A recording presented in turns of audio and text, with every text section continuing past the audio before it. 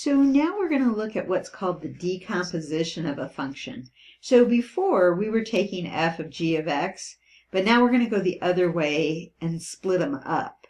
So we're trying to take a function here, right here, and split it up into two separate functions. Now you could in this example even do three functions, but we're not going to. We're going to do two. There's like a couple different ways you could do this decomposition. It says specifically two functions, and there's even more than one way to do that.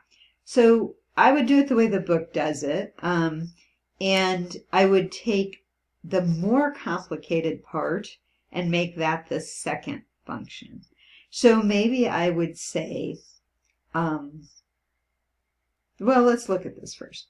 Okay, what do we have going on here? We're taking the square root of something, right? And then that something is 5 minus x squared, right? Okay, so I would look at it as a square root function.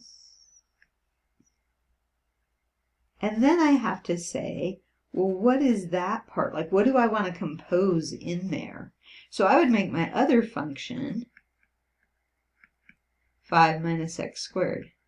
Now, what I'm doing is I'm splitting it up into two separate functions, a square root function and then kind of a quadratic function over there. Kind of, it is a quadratic function over for g of x. And it doesn't matter which one's h and which one's g, you know, depending on your letters.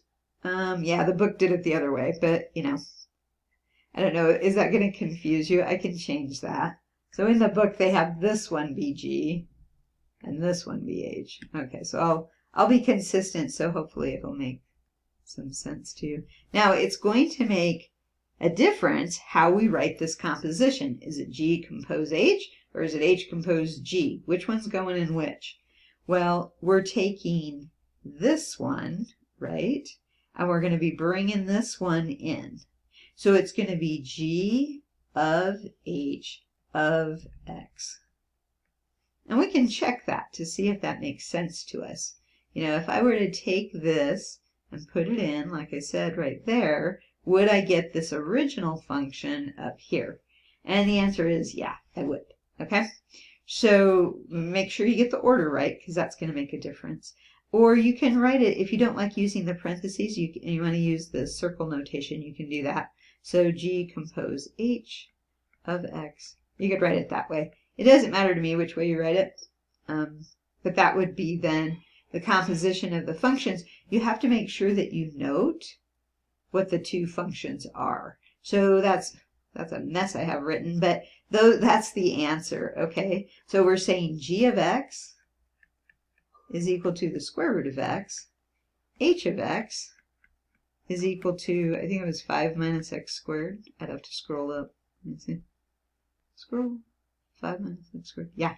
Okay, and then our decomposition then, so the decomposition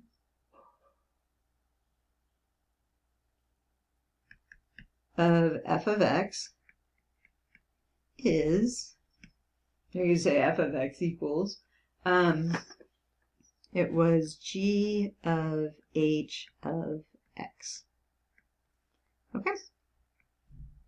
So I hope that one makes sense. I think I might have another one as a bonus problem just because these are a little tricky sometimes. Kind of a new idea.